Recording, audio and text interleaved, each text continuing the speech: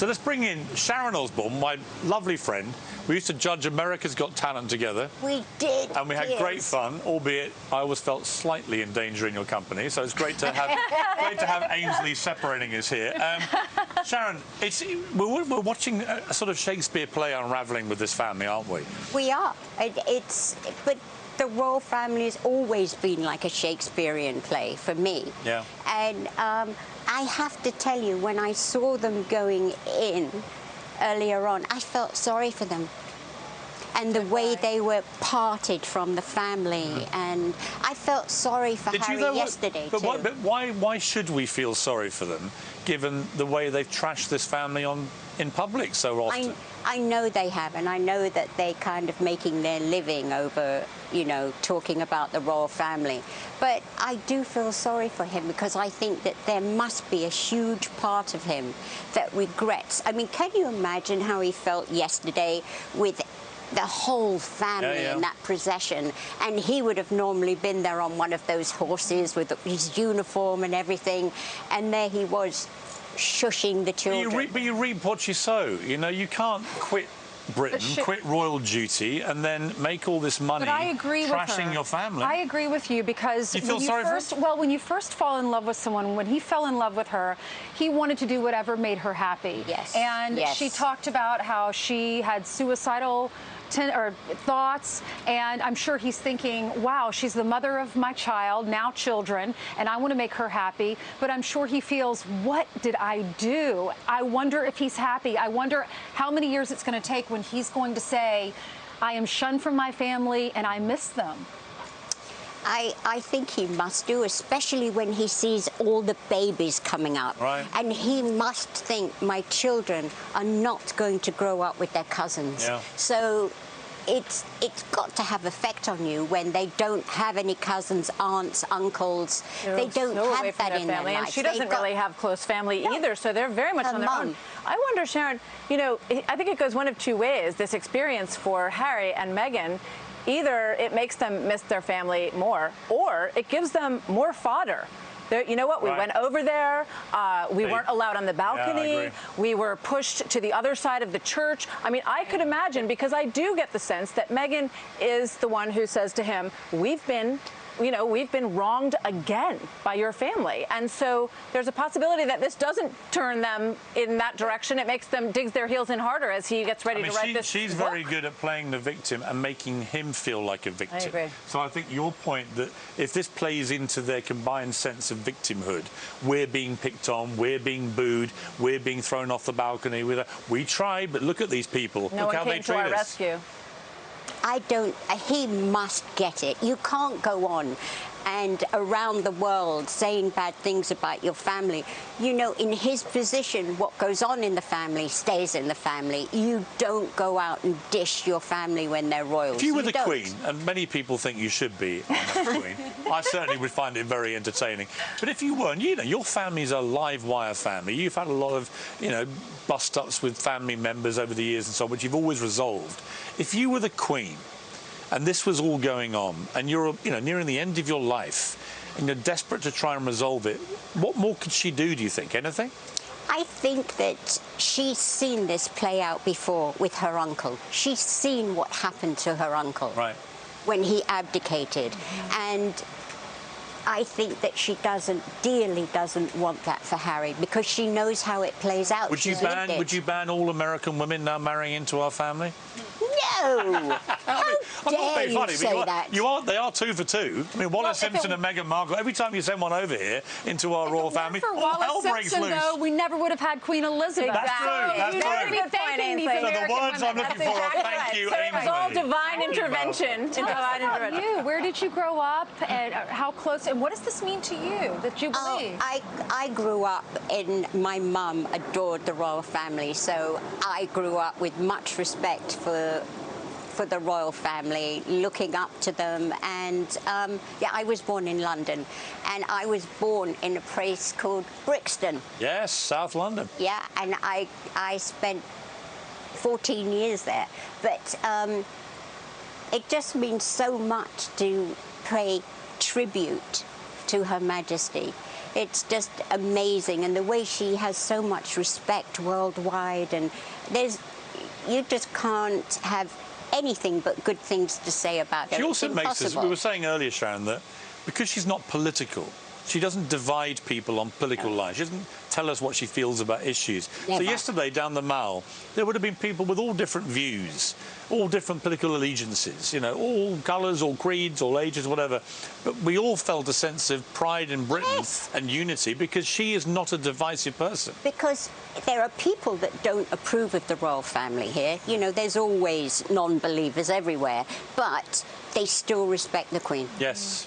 I interviewed Johnny Rotten from the Sex Pistols, who famously... Oh, I saw it, but the Yeah. sound wasn't up, and I'm like, oh, Lord. Well, he's very entertaining. Dear. But he, of course, sang God Save the Queen, which was an anti-monarchy Oh, I remember anthem, that, the yes. famous Sex Pistols song in Silver Jubilee year, 1977.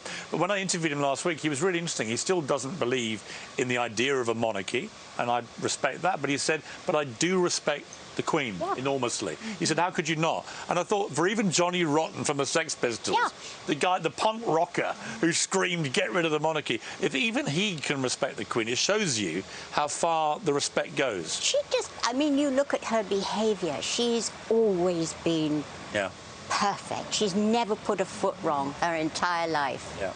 What do you think of the future of the family? It was interesting. We had some producers on the street getting sound from people, you know, and asking what they thought about the Queen, and in some cases saying to them, you know, well, what do you think about Charles, and what do you think about? And we just don't. They didn't want to say. We're all. It's all supportive. Nobody wanted to say anything negative about him. I love Charles, I like Charles, and I love Camilla, and I think that Charles has had a really hard time. I know that people always go back to Diana and all of that, but again, that was a Shakespearean tragedy.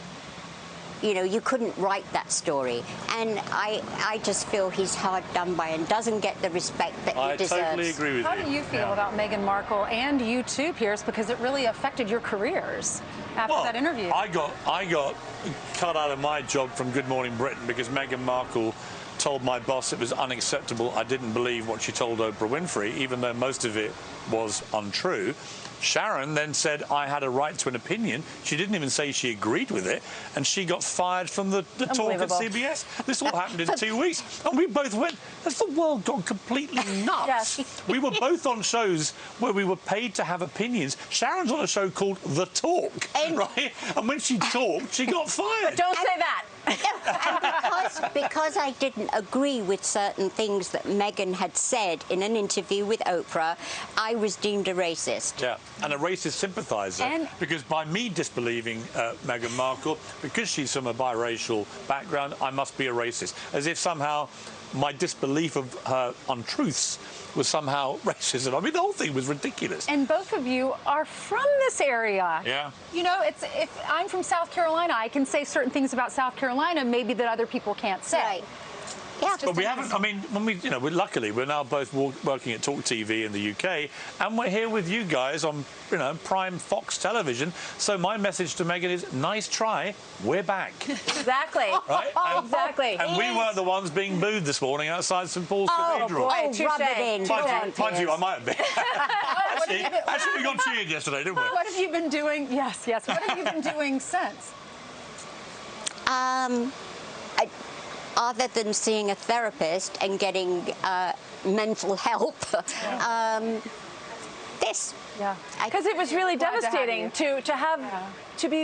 to be called that. It was really, really life-changing for me. So and sorry, I'm not Sharon. being a victim. I'm not a victim. No. But it was really hard, very hard on my family. And I can It imagine. was absolutely disgusting what happened to you, and I felt responsible because you were speaking out. Well, yeah, and I'll take the blame. But Sharon was speaking out to support a friend. We go back a long way. But Sharon and I have never always agreed about everything. Never. We've always had We spirited fight like debates cats and dogs. all the time. And all she said was, "Surely I'm entitled to an opinion."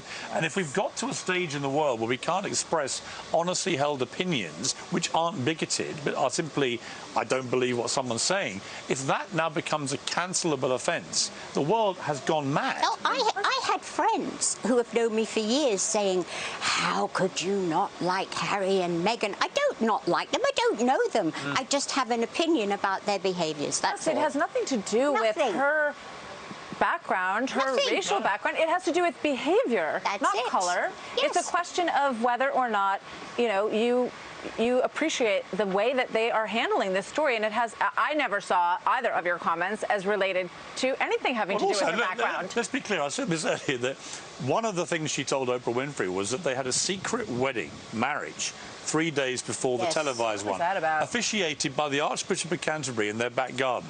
Had that been true, and he immediately denied it, the Archbishop of Canterbury would have committed a crime and would be languishing in prison at Her Majesty's service. Was she ever interviewed about that later and said, "Oh, no. I didn't"? That was her last interview. They don't do any interviews where they get asked supplementary questions like, you know, when you said you had a secret wedding, that was completely untrue, wasn't it, Meghan?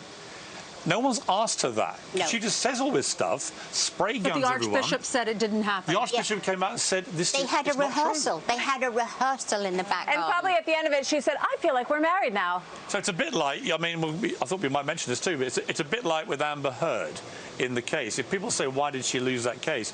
To me, it came down in the court of public opinion to when it was revealed that under oath she'd said she'd paid the $7 million to charity. And then she said, actually, I see pledge and donation as the same. But she and Johnny purchased Depp's lawyer herself. said, actually, they're not the same. You can pledge to do something, but it's only when you donate that that's actually a donation. But it wasn't her money. It was Elon Musk. Right. And he put it in her name. Because you're friends with Johnny Depp, aren't you? Yes. What did you feel about the case? I have to be honest with you, I was surprised that he actually won. I was. I mean, I'm happy he won, but I was shocked. What does it mean for the whole... Oh, why sorry. were you surprised? Because I think that when you see a woman crying in the stand and saying the things that she would, that automatically the jury would have gone on her side. I thought it was more of what we were always saying is, this is a train wreck marriage. Right. They should not be married. Yes. Both of them did very egregious things to each other while they were married. They did. It was very volatile. And listen, I've been through it. I know that behavior. But it was ugly. The whole thing was very ugly. It was. Well, we wish them the best. Yeah, I hope that they go exactly. separate ways, and God bless Great to both see of you us. looking so fabulous, Yeah, you too. are. I saw you in that pink jacket the other night. You look so great. Sharon, thanks for coming by. Thank you. Great to be with you. Thank you. Still ahead, we'll continue to honor the Queen's 70th Jubilee, and Sharon is sticking around. Fantastic news. Fabulous. Don't go anywhere. I'm Steve Ducey. I'm Brian Kilmeade. And I'm Ainsley Earhart. And click here to subscribe to the Fox News YouTube page to catch our hottest interviews and most compelling analysis.